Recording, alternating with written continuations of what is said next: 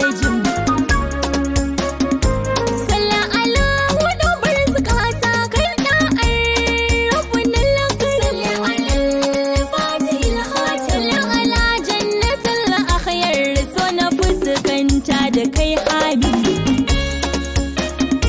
Salla ala inuwar masoya sanyin zatin rabunan lakarim.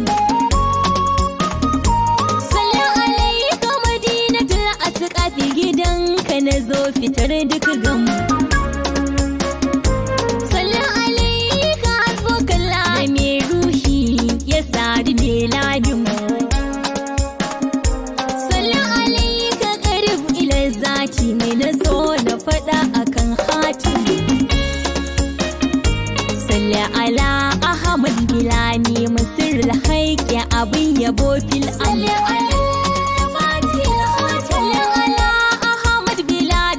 Ranka ne a cikin kasidirahim. Sallan ala sunanka kutubul falaki ya madalsamu. Sallan ala nabi tawbati nuril akhyari mukarram. Wa alihi wa sahabihi wa shehu tijjani maulayil karim.